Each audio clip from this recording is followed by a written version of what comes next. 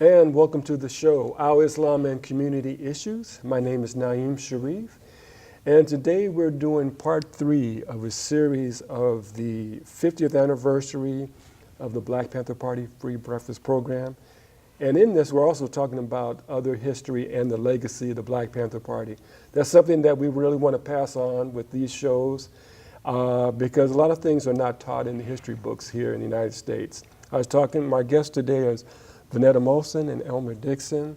I was talking to Elmer one time, and he was saying through his trips around the world that they know that the students in other Scandinavian countries, they know more about the Black Panther Party than the students here in the United States, which is really unfortunate. So these programs are just trying to highlight some of the history and legacy of the Black Panther Party, and specifically the Seattle chapter of the Black Panther Party.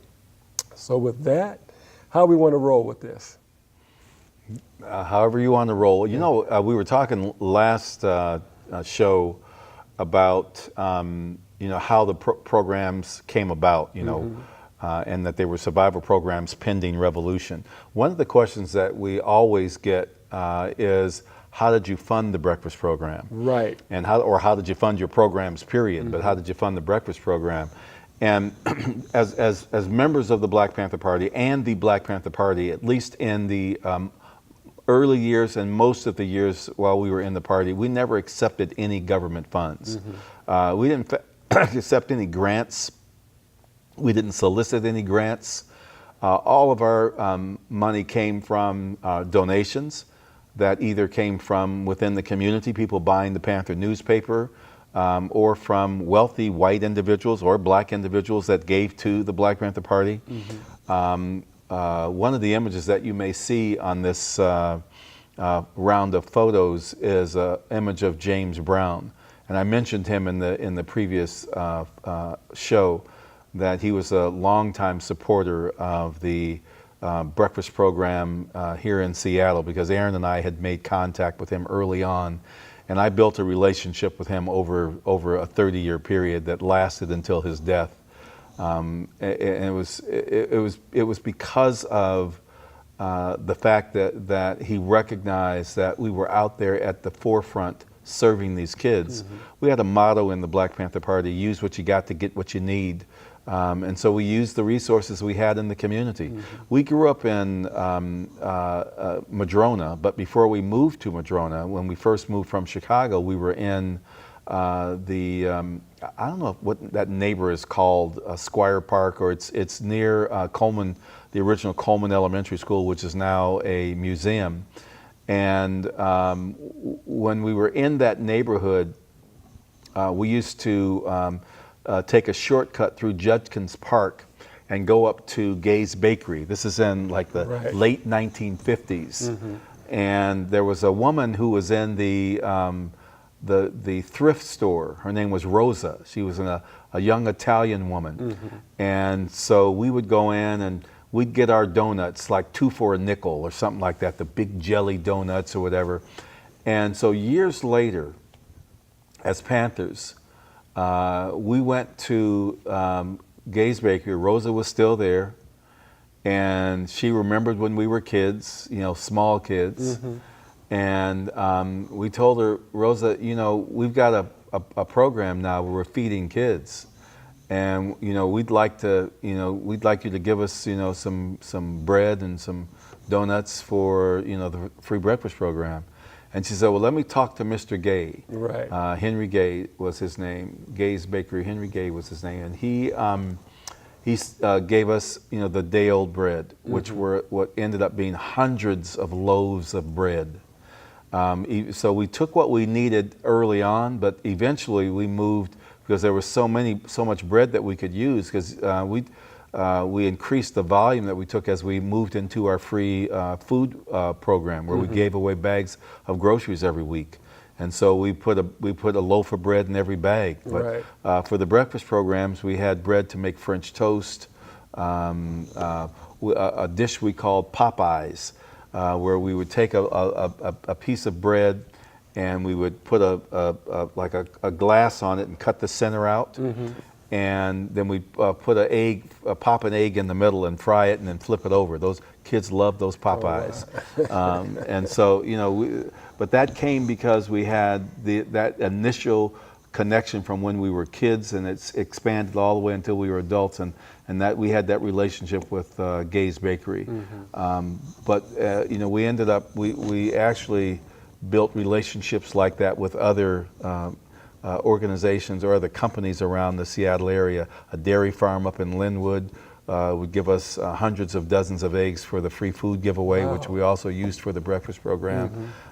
They gave us milk and eggs. There used to be a milk truck that used to go through the neighborhood. Smith's? Yeah, Smith's Farms. They gave us milk for the breakfast program, and also eventually for the free food program. So it's because of that relationship that we had with these institutions within our community. That was point number 5 or 6 on the 10-point program, was that we wanted an end to the robbery of the capitalists of our black communities. So when we went to Safeway, if you remember the 2 bookend Safeways in the CD, one was on 23rd and Union, and the other one was on 23rd and Jackson. Right. And as I approached them, I was the first breakfast program coordinator, which eventually Vanetta became the breakfast program coordinator. We handed it off to her. But when I approached them in '69 about food for our program, they denied us. And so with the help of the first Summer Liberation School kids, we shut them down. And right around the corner from that store was a little market called Richlands? Richlands Mini Mart. Yeah. And when I went in to ask Jack for some food, Jack's reply was, "How much do you need?" And I said, "Jack, whatever you can give us. This ain't a shakedown." He knew we were trying to shake him down. Right. Whatever he could give us. And so he gave us fresh meat, and he gave us whatever he had.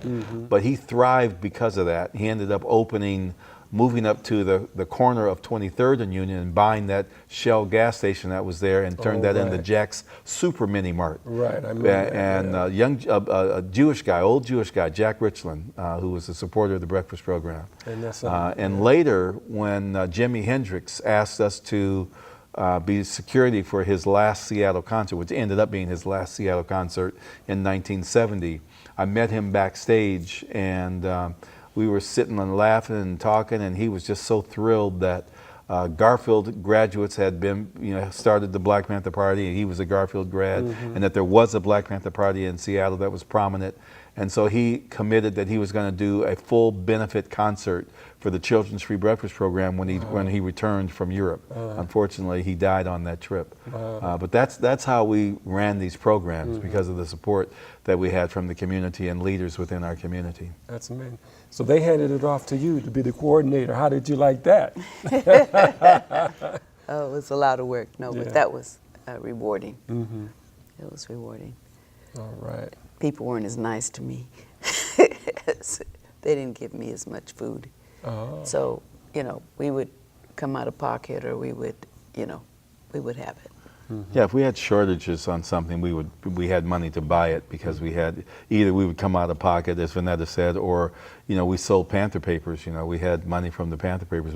We had other operations that we had to support, but most of that money, most of the funds for the breakfast program, came from the donations that we got in the community. Okay.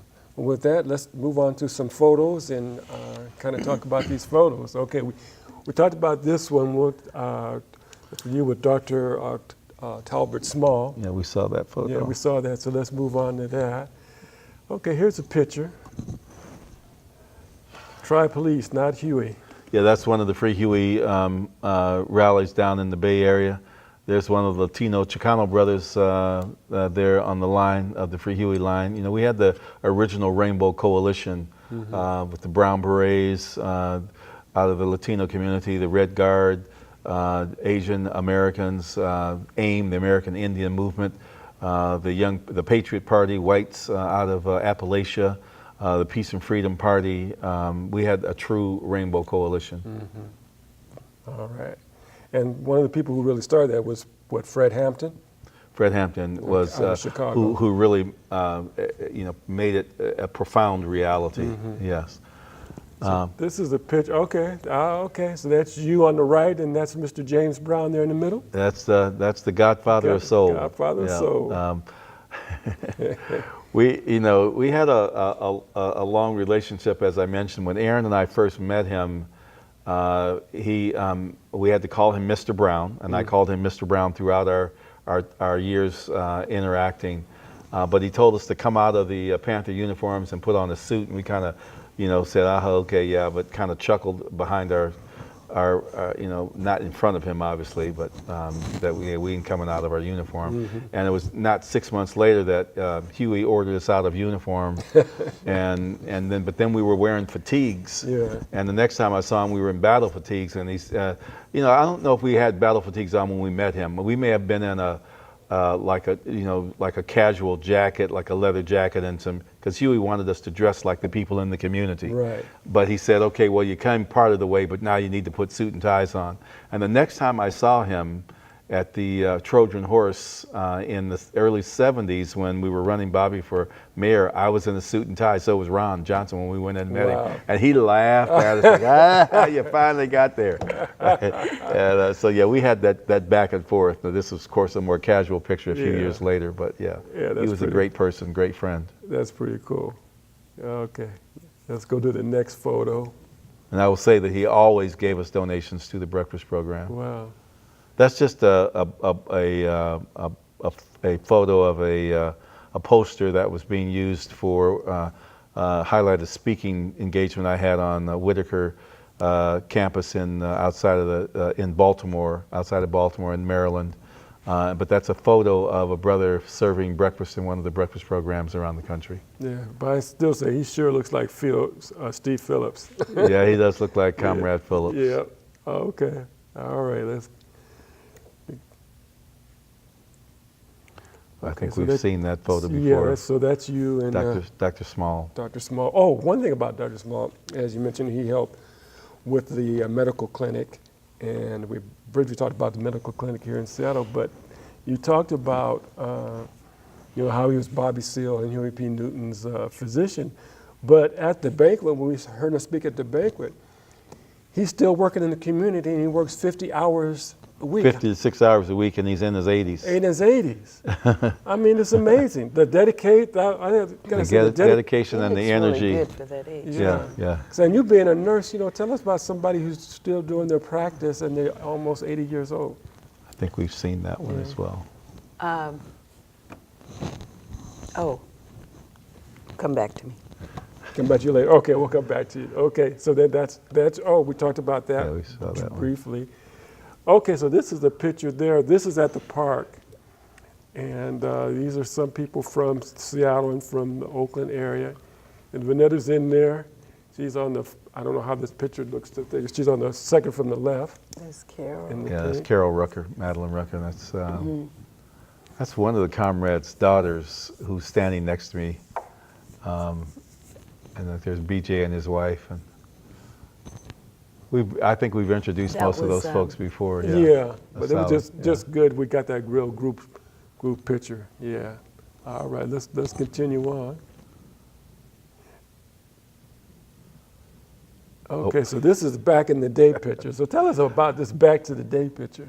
I was out doing community work, and I don't know who took that picture, but I was a whole lot thinner. But that was the early days of the Black Panther Party, and that's the way we presented ourselves to the community in Panther uniform, the leather jacket, the black slacks, and the powder blue shirt and the beret. Mm-hmm.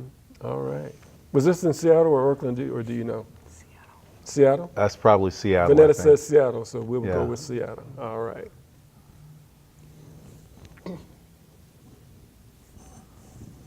Okay, there's a better picture there. That was at a rally in the federal courthouse.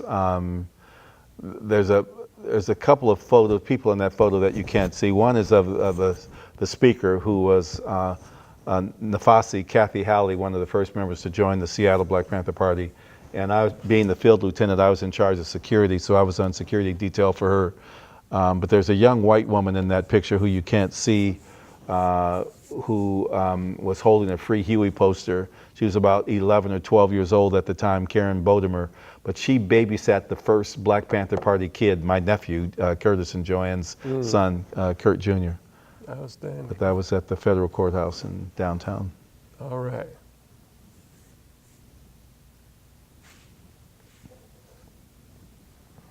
Oh, now this is a good picture here. You can see James Another Brown real good, and picture of the yourself, and Godfather. Aaron. Aaron's back there as well. Yeah. Yeah, now that's a good picture. Yeah, we got it. Yeah, that's a good thing. So this was in Seattle? That was in Seattle. This was the concert. Remember we used to do the concerts on the pier? Yeah. Yeah, and you can see on my jacket is backstage pass. His managers always made sure that we had backstage passes whenever he came to town, and that was backstage at that event. All right. I didn't know that was James Brown when I saw that picture. Okay, so tell us about this picture and where it's at. That's in Defirmary Park, Bobby Hutton Park. In Oakland, California? In Oakland, where we were for the 50th anniversary of the breakfast program. And as you can see in that picture, the kids are striking a piñata of a pig. How apropos. And that was at the International Intercommunal Youth Day Festival in Oakland, California in 1971. And we had taken a van load of kids from our neighborhood where the Panther offices were on 20th and Spruce down to this event. But that illustrates how trusting the community was of the party and the party members to take their kids 1,200 miles on a trip down to Oakland to attend this youth festival.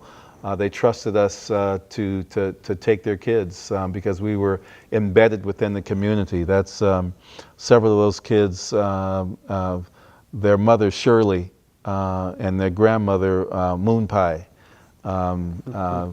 gave us the permission to take their kids, and as you can see, those kids are enjoying themselves. Yeah, that's a lot of trust. Yeah, that means that the community engagement with the party was something that was definitely connected. Yep. All right. Yeah, okay, that's free breakfast for And that's children. a shot of me serving the kids breakfast. That was in Holly Park, your home spot there. Tell us about it, Vanetta. Tell us at about Holly Park. Look at the You looking at the shirt, the polyester. That's the 1970s polyester With the long shirt collar. with the long collar and the 1970s hat. Blousey sleeves. Oh my God. But tell us about Holly Park. That was your area. Yeah, so I just helped. I didn't start any of it. It was already going. A lot of dedicated parents, mothers and grandmothers were taking care of the kids. It was awesome. Okay. It's awesome. All right, we'll go to the. A lot of the kids, we've met them as adults and have said that they learned how to cook. You can see those kids are over the stove as I'm showing them what I'm doing. They learned how to cook from being at the breakfast program. So they were getting a lesson not only in making sure that they get their schoolwork done and learning that they had meaning and they had worth, but they were learning how to cook. You can see the kids are paying attention to how I was fixing those. I was probably fixing Popeyes because they love Popeyes so much. But it was a real education for these kids to be there, to eat, to get nutrition, to see that there were people that cared about them and that were also preparing them for their future so that they could grow up and be strong and intelligent as they are and make something of themselves. And so it was as much a joy and pleasure for us as Panthers as it was for those kids. And you can see they're taking their cooking lessons seriously in that photo. Let me also ask you now, weren't you all also checking to make sure that their homework was done and how they were doing at school? Absolutely, yep. Yeah, it was a requirement before they, like the ones that I had to get on we had a big van, and So most of the kids we were able to get out the door, and there was always somebody there at the door checking, did you get your homework done? Get your homework done, making sure they had got their homework. Some of them got to the breakfast program site early because we opened early and didn't have their homework done. Someone would help them finish their homework. So we made sure that they were getting their homework done. And when I got them on the bus, the last stragglers, they came late and they were leaving late, and I was dropping them off. Before I'd let them out, did you get your homework done? And but it was always about this relationship that we had with these kids. They were, this was the future of our community, and they needed to know that people cared about them and cared about them doing well in school. I can remember, generations of kids that went through the breakfast program, because around that. In the late 70s, I remember collecting donations on campus and having kids at the UW come by and put some money in the can and say, I ate in the breakfast program. Wow. So these are kids that ate in the breakfast program like in 1970, 1971, and here they were now in the late 70s, they're in college, and so there were generations of recipients of the breakfast program who we've seen and we've been able to meet throughout our lives that benefited from eating in the breakfast program. So it's a true testament to the foundations that the party laid in the community, and the fact that they have those programs still have long-reaching effects now into the lives of these young people now that they're 30 and 40 years old. Yeah. And Vanetta, did you remember the point that you wanted to get on? The other thing I wanted to say is that these kids attribute their success in their careers. Right now, we spoke with some of the students from Holly Park, and they attribute it to the breakfast program. And it was, the Black Panther Party was supporting their families to make successful kids. And yeah, that was that's amazing. pretty meaningful. There's something Huey P. Newton said, and he said, to us, power is the ability to first of all define phenomena, and secondly, the ability to make that phenomena act in a desired manner. So it's often said that phenomenon was that children were going to school hungry. And that phenomenon, and so the solution was the free breakfast program. The other thing was, and we didn't really talk about it, was and I think we should go into the free medical clinic. And I think we have a little time to talk about that. That was something that the community needed. And of course, healthcare, the whole thing with sickle cell anemia, doing the testing and this wasn't being done. And the Black Panther Party started that. Let's just talk about the free medical clinic, how it started. Let's just talk about how it started in Seattle. Well, the thing that prompted us to take action, and you mentioned Huey had taught us to define that power is the ability to define phenomena and make it act in a desired manner. The phenomena that we had defined, and this was by being a part of the community, and doing research and study and analysis, that the CD, the Central District, had the second highest infant mortality rate in the whole state of Washington. That small tract of land in the CD, second highest infant mortality rate. I can only imagine that the highest must have been on Native American communities and on the reservations. And so when we saw that, we immediately went and met with Dr. John Green, who was a head of neurology at the University of Washington Hospital. And how we knew John was through the fact that he had organized patrols. They weren't patrols, they were medical teams that would follow these huge anti-war demonstrations and patch up the demonstrators that were being beat by police on the front lines. He'd follow behind with these medical teams to patch them up and either send them home or put them back into the march again. And he was known for that, doing that in these very large demonstrations, and that's how we knew of him. And so we approached him and talked to him and told him, John, this is what's happening in our community, and we need a medical clinic. Will you help us? And he told us to, and I'll mention that John, being a neurologist, neurosurgeon, when we went to his house, he would always break out the hash pipe. So I figured it must be okay if a neurosurgeon smoking hash to smoke hash, so we indulged with him. But after we got the informalities out of the way, then we talked about building this clinic. And so he asked us to get a truck and back it up to the back door of the University of Washington Hospital on a particular day at a particular time. And we were there, and when the door rolled up, there was all the medical equipment that we needed for a clinic. The exam tables, the medical cabinets, and everything that we needed.